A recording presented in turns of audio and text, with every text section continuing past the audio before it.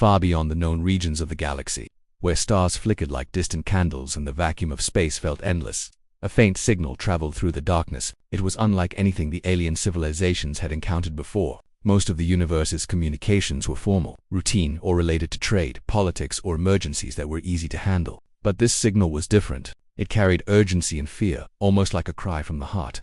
A message sent with trembling hands in the hope that someone, somewhere, would respond. The aliens who first intercepted it had been monitoring deep space for years, scanning uncharted planets for signs of life, strange energy patterns, and distress signals. They were trained to remain calm and logical, to approach each unknown occurrence with science and reason. Yet this particular signal stirred something unusual in them, a flicker of unease, a sense of danger, and a strong pull toward the source. The signal originated from a planet that was not on any map, a harsh world hidden in the outer fringes of a star system that had barely been catalogued. Early scans of the planet had revealed a rough, unpredictable surface, jagged mountains that seemed impossible to climb, dense forests that stretched for hundreds of kilometers, and wide deserts where nothing could survive for long. Temperatures fluctuated wildly, and violent storms were a constant threat. The planet's gravity was slightly stronger than average, making it difficult for spacecraft to navigate without risking damage. Most alien explorers had considered it uninhabitable. However, the SOS signal suggested something far more extraordinary: life intelligent,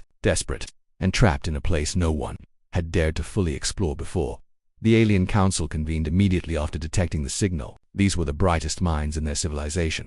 Leaders, scientists, strategists, and explorers who had studied countless worlds. They projected the signal onto enormous screens in the council chamber, analyzing its frequencies, origin, and patterns. "This is unlike any natural phenomenon," one of the senior scientists said, his voice tight with concern. "It is clearly artificial. Someone, or something, is trying to communicate, and the urgency, it is alarming." Others agreed, though some remained skeptical. The planet had a reputation for being hostile. Why would anyone willingly live there, let alone be trapped in a situation that required desperate help? Still, the council could not ignore it. There was a moral imperative in their society to respond to calls for aid. The aliens prepared small reconnaissance vessels, ships designed for swift travel and quick assessment rather than heavy combat. They sent out teams of explorers who had experience in extreme environments and survival scenarios. As the ships made their way toward the planet, every available resource was used to study the terrain from a distance. Satellite scans, long-range mapping, and environmental sensors painted a picture of a world that was violent, unpredictable, and full of hidden dangers.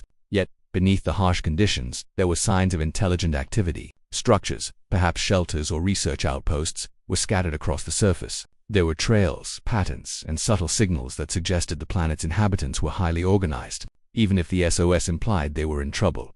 Unbeknownst to the alien fleet, the creatures they were approaching were not ordinary life forms. These were Deathworlders, a species feared in multiple star systems for their exceptional survival instincts, physical resilience, and predatory behavior. Deathworlders had evolved over countless generations in an environment so extreme that most other species could not survive even a single day. Their muscles were denser, their reflexes sharper, their senses finely tuned to detect threats from miles away. They were hunters in the truest sense, and their world was their training ground. To live on that planet was to constantly fight, constantly adapt, and constantly anticipate danger. For anyone unfamiliar with their ways, the planet was lethal, and for the Deathworlders themselves it was simply home. As the alien ships drew closer, the urgency of the SOS became clearer. The signal had been sent in fragments, repeatedly, as if the sender feared interruption or destruction before the message reached its destination. Each fragment was analyzed in real time by the fleet's AI systems, reconstructed and interpreted. What emerged was a story of panic. Small teams of explorers or settlers had ventured onto the planet,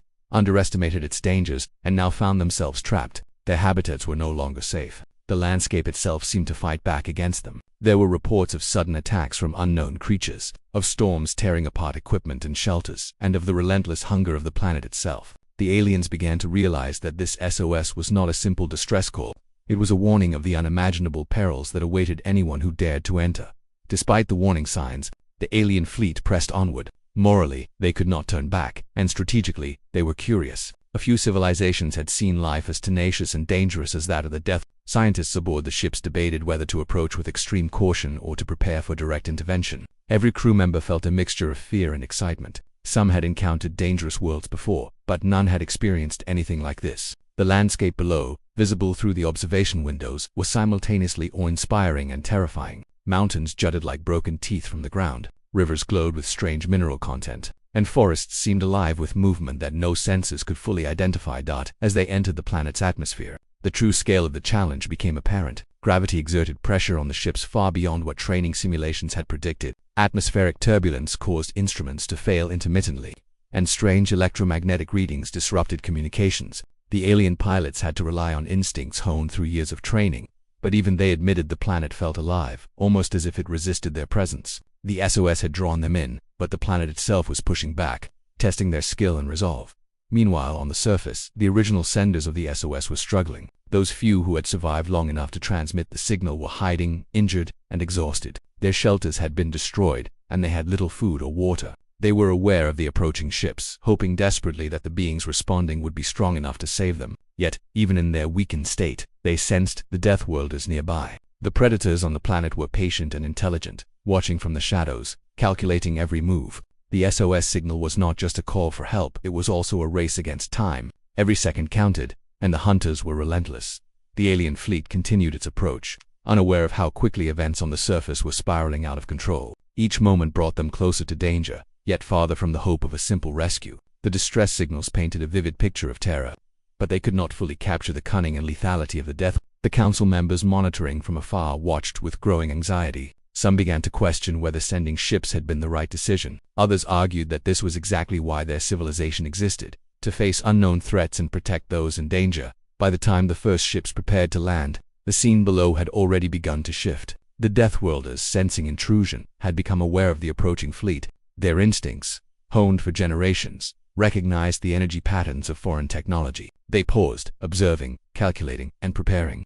The alien crews, focused on their mission, remained unaware of the true nature of the beings waiting for them. The SOS had brought help, but it had also drawn the predators' attention. The first contact, the moment of landing, would mark the beginning of a confrontation unlike anything the galaxy had seen before. In those final moments before descent, the fleet's crew felt a tension that was almost tangible. The unknown planet stretched out below them, its dangers unseen but deeply felt. The SOS had been their guide, their purpose, and their warning all at once. They were about to step into a world where survival was not guaranteed, where every decision could mean life or death. And though they did not yet know it, the Deathworlders were ready, and the clock was ticking. The signal that had called them here was only the beginning of a story that would test courage, intelligence, and the very limits of their civilization's understanding of life in the universe. When the alien fleet finally entered the orbit of the distant planet, the reality on the surface was far worse than anyone could have imagined. From above, the planet seemed like a wild and chaotic world, with vast forests of sharp twisted trees, jagged mountain ranges, and rivers of strange glowing liquid winding unpredictably across the terrain. But what the sensors revealed next sent a chill through every crew member. The settlements, the small outposts, and the areas where explorers had been stationed were destroyed. Buildings had been torn apart, their remains scattered like toys in the hands of a giant. Fires burned in some areas, while other zones were covered in smoke and ash. The SOS signals had led the alien fleet to a scene that was already ravaged, evidence of a struggle that had been swift and merciless. Panic began to rise among the alien crews as they scanned for life signs. The signals of survivors were faint and scattered, if they existed at all. The distress calls had been sent hours too late. Whoever had sent them had faced the Deathworlders' attacks before help could arrive. Some of the crews tried to land in smaller scouting vessels to assess the situation, but their instruments were continuously disrupted. Energy fields and atmospheric turbulence made precision landing nearly impossible. The deeper they tried to explore, the more dangerous the surface became. It was as if the planet itself was testing them, showing them that no outsider could easily move through its territory. The first encounters with the planet's predators were brief but horrifying. Sensors picked up rapid movements in the forests too fast to be seen with the naked eye, yet deliberate and coordinated. The alien fleet had dealt with dangerous wildlife before, but this was unlike anything in their experience. The creatures were intelligent hunters, tracking and anticipating every movement. Drones, sent to map the area, vanished within seconds, leaving only static and scrambled signals. The alien crews realized they were being observed and hunted. It was clear that the SOS had not only warned them of danger but had arrived as a last call for help, a call that could not have been answered in time. As the fleet hovered over the planet, a sense of dread grew among the alien council and the crews. What they were facing was no ordinary threat. The Deathworlders had evolved for survival under extreme conditions, and their hunting instincts were perfect. Every step a human, or in this case an alien, would take was calculated against them. In the past, the alien fleets had faced aggressive predators, but those creatures had predictable behavior. The Deathworlders, however, were unpredictable. They were fast, strategic, and ruthlessly efficient. The initial scans showed creatures attacking in teams,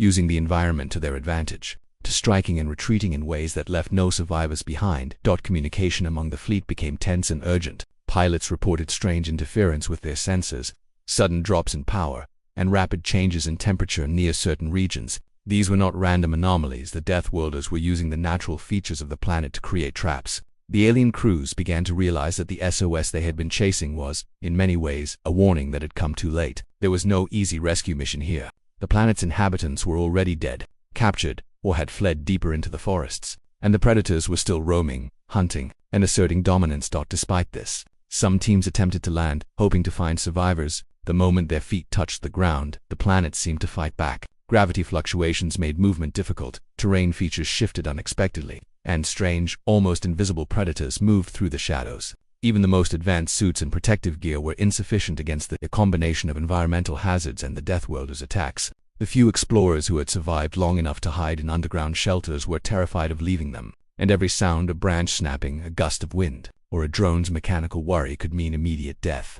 The alien pilots began recording everything. Every attack, every failed landing, every sign of life or movement was documented in real time. The recordings later became crucial evidence of the planet's dangers. They showed predators that could outsmart machines, using coordinated strategies to isolate and eliminate intruders. Some Deathworlders were observed driving away the survivors into traps or ambushes, not attacking blindly but with careful planning. For the alien crews, this was terrifying and humbling. They realized that their superior technology could be useless against instinct, experience, and adaptation honed over countless generations.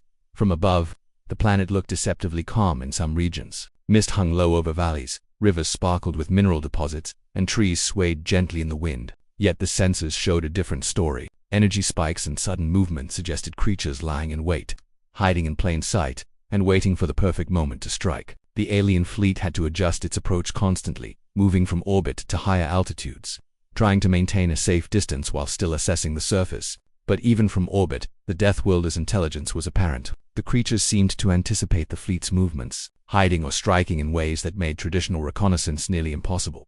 One particularly devastating moment occurred when a small exploratory drone was sent to a suspected survivor location. The drone's cameras captured glimpses of movement, shadows darting across broken buildings, a flash of claws, and the sudden collapse of walls. Within minutes, the signal from the drone was lost. The footage later revealed that the Deathworlders had not only destroyed the drone but had learned from its presence, avoiding areas that were heavily scanned and attacking where surveillance was weakest. This was not random behavior. It was hunting. It was strategy. It was a terrifying confirmation that no one could approach the planet without extreme caution.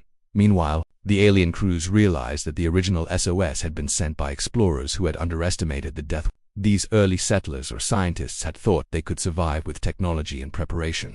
But the Deathworlders' adaptations were far beyond anything they expected. The predators moved silently, used the terrain to their advantage, and coordinated attacks with near-perfect precision. For the aliens observing from orbit, the scenes below were a grim reminder of how ill-prepared the victims had been. They saw small shelters ripped apart, signs of struggle in every direction, and traces of fear in every abandoned area. The SOS signals had been the last attempt at help, arriving only after the attackers had already dominated. Fear spread across the alien fleet. What they had imagined as a straightforward rescue mission was now clearly a nightmare scenario. The Deathworlders were not only lethal but intelligent, and the planet itself seemed designed to support them. Every attempt to land a scout or establish a foothold was met with resistance. Some of the alien crews tried to analyze patterns, hoping to find weaknesses, but the data only confirmed one thing.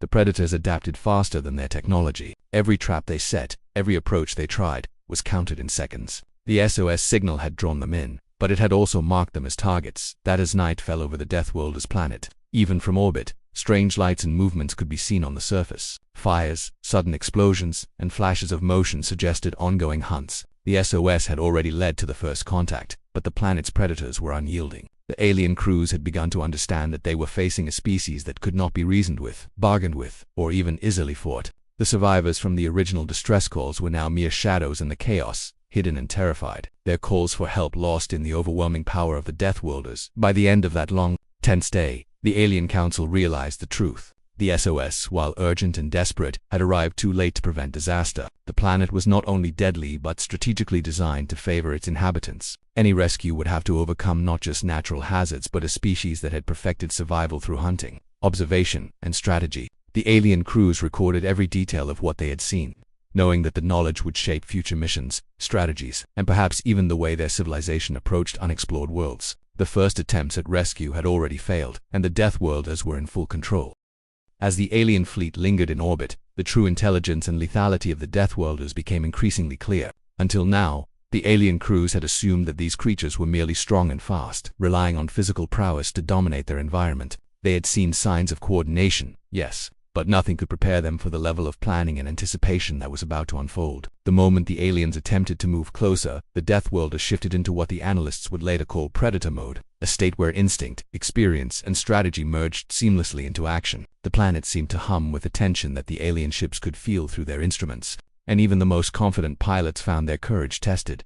The first sign that something had changed came from the sensors of a small scouting vessel. The drone, sent to survey a canyon suspected of harboring survivors, picked up movement along the cliffs. At first, it appeared random, shadows darting between rocks, flashes of motion that were too quick to track. But within minutes, the drone's cameras captured something far more disturbing: coordinated patterns of attack. Rocks were dislodged deliberately, paths were blocked, and traps set with meticulous care. The Deathworlders were observing the drone, learning its behavior, and manipulating the environment in response. Every move the drone made was anticipated, and soon the small machine was disabled, crushed not by brute force but by precision. The alien crews watched in disbelief. They had trained for countless dangerous encounters, yet nothing had prepared them for this. From orbit, the planet appeared calm, even serene. Mist drifted over jagged mountains, rivers shimmered with strange minerals, and forests stretched endlessly. But the sensors told a different story. Every tree could be a lookout, every rock could conceal a hunter, and every shadow might be a predator ready to strike. The Deathworlders did not rush blindly. They moved with patience, precision, and coordination. They were masters of their environment, using it to anticipate intrusions and control the battlefield before it even existed. That aliens had approached this mission thinking that technology and planning could outmatch instinct. They were about to learn how wrong they were. When a larger landing team attempted to descend, the planet's subtle traps became deadly. Gravity anomalies, sudden shifts in terrain, and electromagnetic disturbances disrupted navigation systems. But it was the Deathworlders themselves who made the landing disastrous. The creatures used coordinated ambushes, cutting off the aliens' paths, flanking them from multiple directions, and striking with lightning speed. Drones that had once been used to map the area vanished instantly, their energy signatures destroyed by attacks that the alien engineers couldn't even explain. Each assault was deliberate, precise, and calculated. The Deathworlders were not attacking randomly. They were hunting, studying, and responding to every movement. The alien crews began to understand that this was not just survival instinct at work, it was tactical intelligence. The Deathworlders communicated silently, perhaps through gestures, body language, or senses humans and aliens could barely comprehend. They set traps using fallen logs, collapsed cliffs, and natural terrain features, forcing the aliens into narrow paths where they could be isolated and eliminated. The scouts recorded footage showing creatures moving in pairs, flanking, circling, and striking from angles that seemed impossible. Every alien action was met with an adaptive response. If a drone moved too quickly, a branch would fall across its path. If a small landing team tried to flank the predators, traps would spring, blocking escape routes. The Deathworlders were in complete control. Even the experienced pilots and explorers who had faced countless dangers began to doubt their training. Instruments designed to detect predators became unreliable. Communication signals were jammed intermittently, not by technology, but by the creatures' manipulation of the environment. It was as if the planet itself was alive, working in tandem with its inhabitants. The alien crews began to realize that predator mode was more than just hunting. It was strategy, it was planning, and it was execution on a scale that surpassed their understanding. Every second spent on the surface became a test, and every movement was scrutinized by unseen eyes. The original SOS senders, who had been hiding in shelters, watched in terror as the alien ships struggled. They had hoped that help would arrive, that their cries would be answered in time. But now they saw clearly that the predators had anticipated any response. The Deathworlders had already adapted to intrusions, and any new arrivals were immediately considered threats. The survivors whispered among themselves, terrified, knowing that the new beings in the sky might meet the same fate they had narrowly escaped. The SOS had been their hope, but it was no longer a guarantee. It was a signal that brought more hunters into the field. The alien commanders tried to regroup. From orbit, they attempted to coordinate a safe landing for rescue teams, believing that perhaps larger numbers or better tactics could overcome the predators. But the Deathworlders countered every attempt. Paths were blocked, landing zones disrupted, and the environment itself seemed to react. Explosions that were intended to clear obstacles failed because predators anticipated them and adjusted their positions. Scouts who tried to gather information returned with minimal data, often having barely survived encounters that left them shaken. Every encounter reinforced the terrifying reality.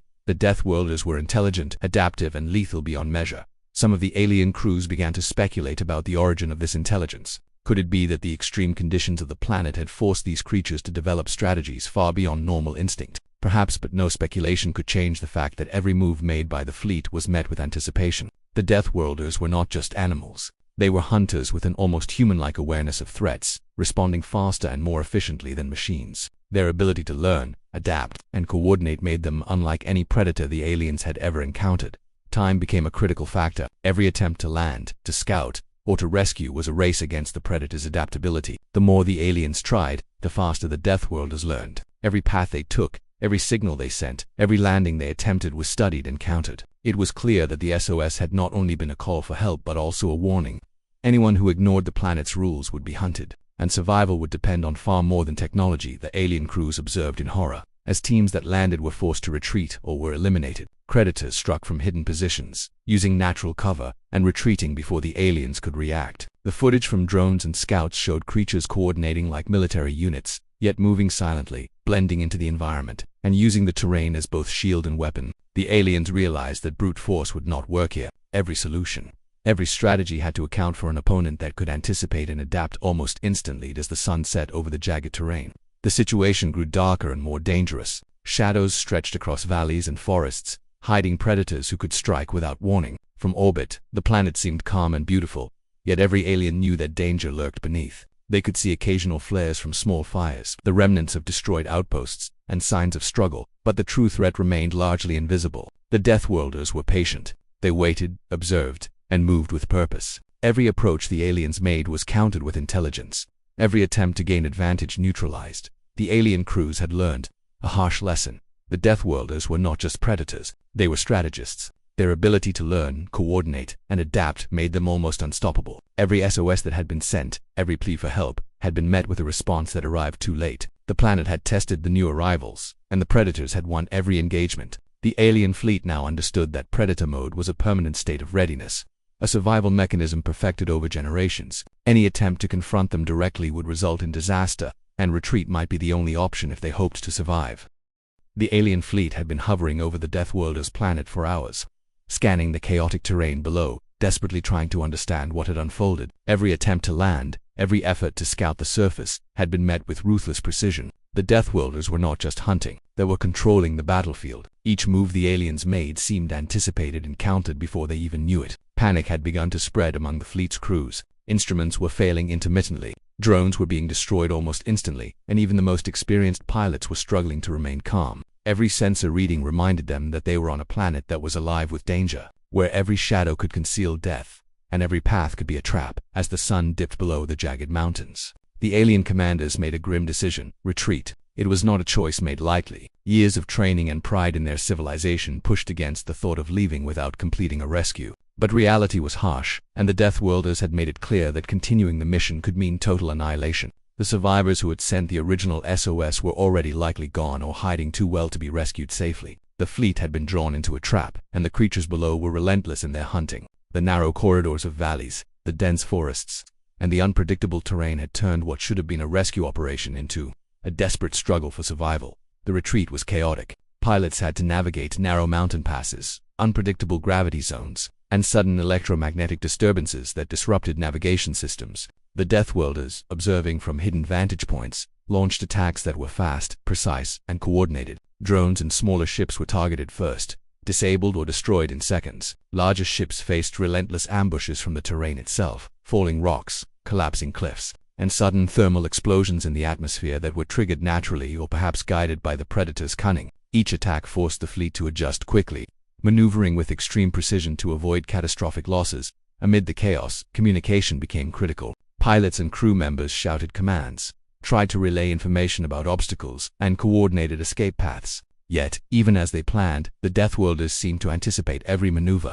Ships that tried to flank the predator zones found themselves trapped in narrow canyons, ambushed from multiple directions. The fleet had to adapt in real time, using split-second calculations to dodge attacks and avoid losing more ships. The aliens realized that they were facing opponents who combined instinct, intelligence, and strategy in ways that outmatched even their most advanced technology. Some of the alien crews, made daring efforts to recover what data they could from the planet. Sensors, drones, and observation ships recorded images of the destroyed outposts, the scorched terrain, and occasional glimpses of the predators themselves. These glimpses were terrifying.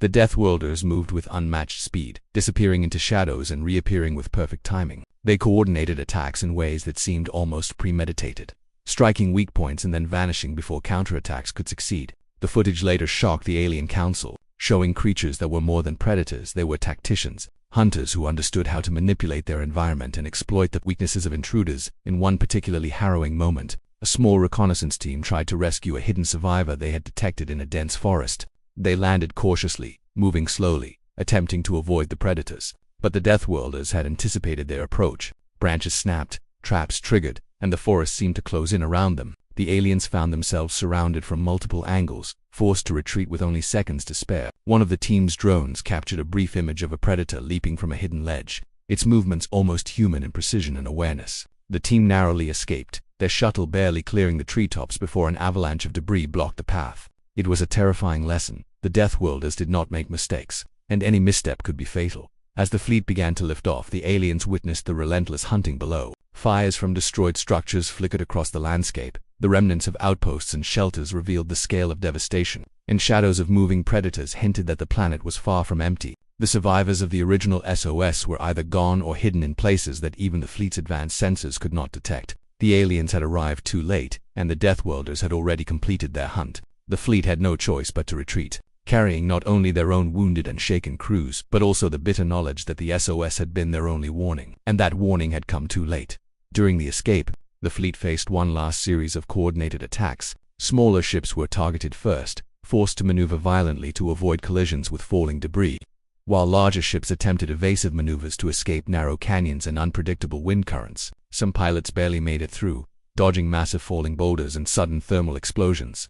The Deathworlders did not give chase in large numbers. Instead, they struck with precision and retreat. Every attack was calculated to maximize confusion and fear while minimizing risk to themselves. By the time the fleet reached open orbit, several ships had been damaged, drones were destroyed, and crews were exhausted.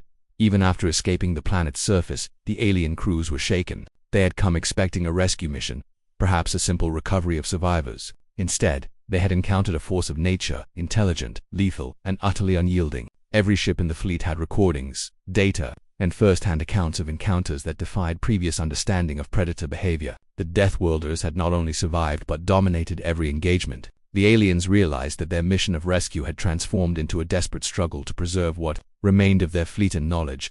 Back on their homeworld, when the surviving crews transmitted their reports, the Council listened in horror. The Deathworlders were no longer just a local threat. They were a species capable of outmatching advanced civilizations in tactical skill and environmental manipulation. The SOS that had triggered the rescue mission was a story of desperation and failure, arriving too late to prevent disaster. The narrow escape of the alien fleet became a tale of survival, not victory. They had learned that technology, numbers, and experience could not always overcome instinct, intelligence, and adaptability honed over generations in extreme environments.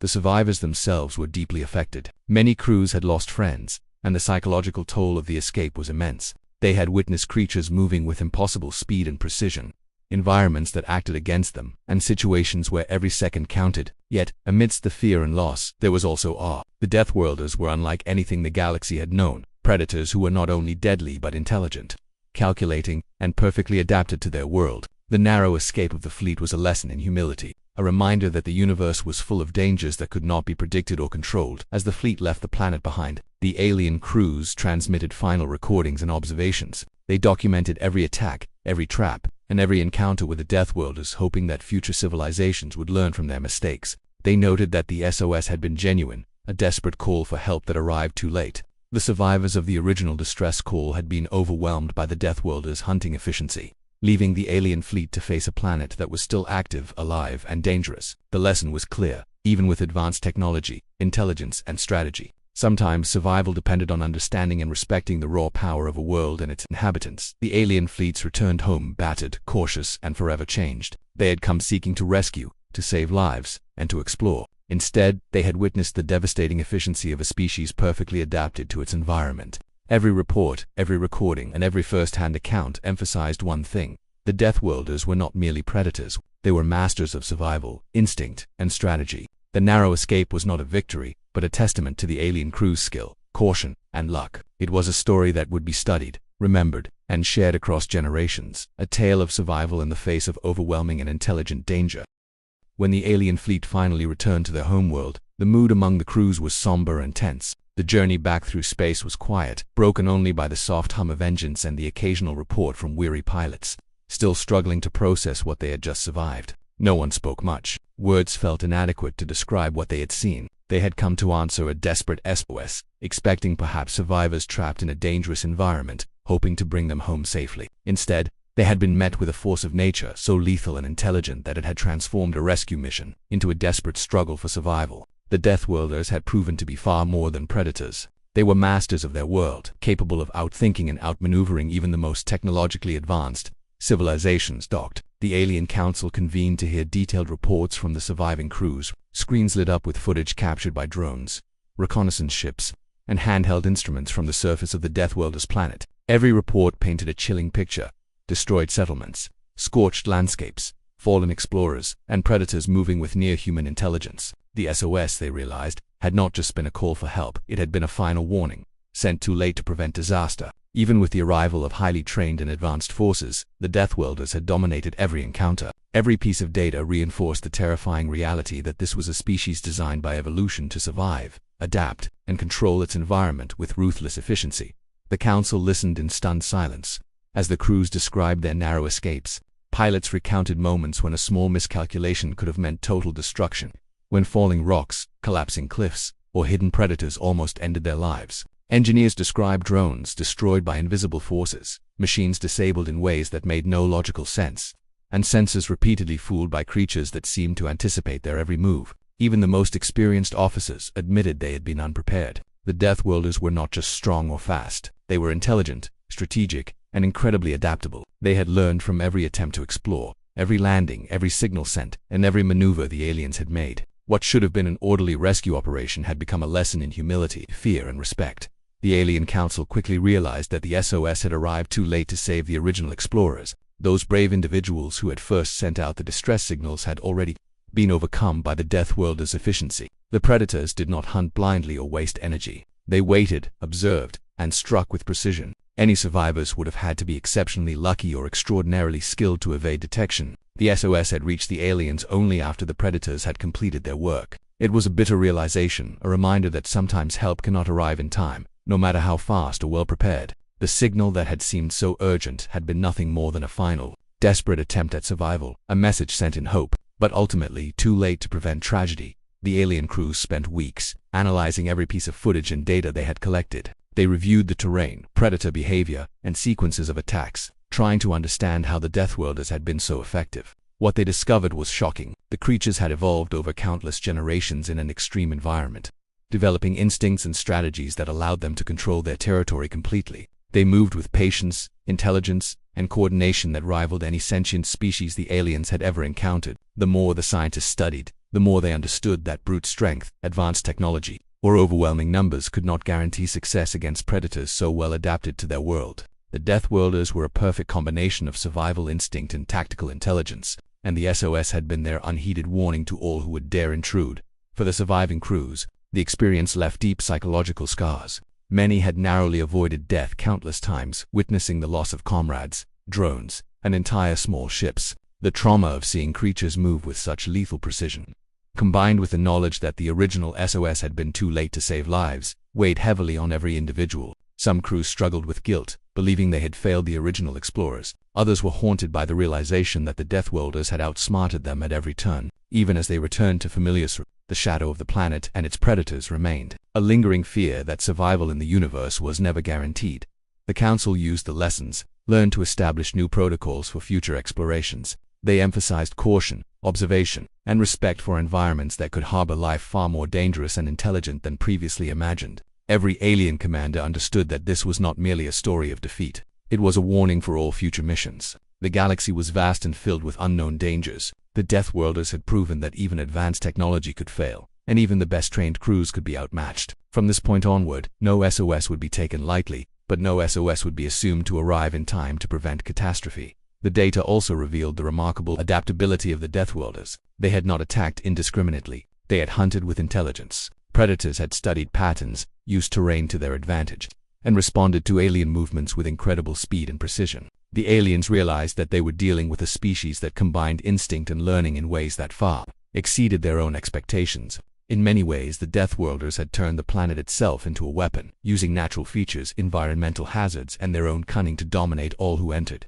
The SOS had been a plea for help, yes, but it had also been a record of the planet's dangers, a warning that arrived too late. As time passed, the story of the narrow escape became legend within the alien civilization. The surviving crews shared their experiences, and every detail of the encounter was studied, analyzed, and memorized. They emphasized that the SOS had been genuine, desperate, and heroic, but ultimately insufficient. The planet, its predators, and the extreme environment had proven too formidable. The lessons learned from the failure were invaluable. The universe contained threats beyond imagination. Survival required more than technology, and sometimes, even the fastest response could not prevent loss. The survivors also reflected on the bravery of the original explorers. Their decision to send the SOS, despite knowing the dangers they faced, was a testament to courage and hope. Yet, the timing had been tragically off. It was a reminder that even the most courageous and well-intentioned actions could be rendered ineffective by circumstances beyond control. The alien crews carried this memory with them, a mixture of admiration and sorrow, knowing that the call for help had led them into a battle they could barely survive in the end. The galaxy learned that survival was about respect, patience, and understanding forces beyond one's control. The Deathworlders, with their intelligence, hunting skill, and perfect adaptation to their harsh world, remained a symbol of the universe's unpredictability and power. The SOS had been too late, but it left an enduring lesson for all civilizations. Do not underestimate a world or its inhabitants, and never assume that technology or numbers alone can guarantee success. The alien crews returned to everyday life, but the memory of the Deathworlders planet lingered. It became a case study, a warning, and a story shared among explorers, commanders, and scholars. Every mission to unknown worlds carried the knowledge gained from this experience. They had come to save lives but had barely escaped themselves. The SOS, once a beacon of hope, became a reminder that timing was everything, and that some calls for help might be answered only after it was too late. Through analysis, storytelling, and reflection, the civilization grew wiser. They honored the bravery of the original explorers, the resilience of the surviving crews, and the terrifying intelligence of the Deathworlders. The narrow escape had cost lives, shaken confidence, and left scars, but it had also taught the galaxy an invaluable lesson: respect for life in all its forms, caution in the face of the unknown, and humility in the presence of forces beyond understanding. The SOS had arrived too late, but its story endured, shaping the future of exploration for generations to come.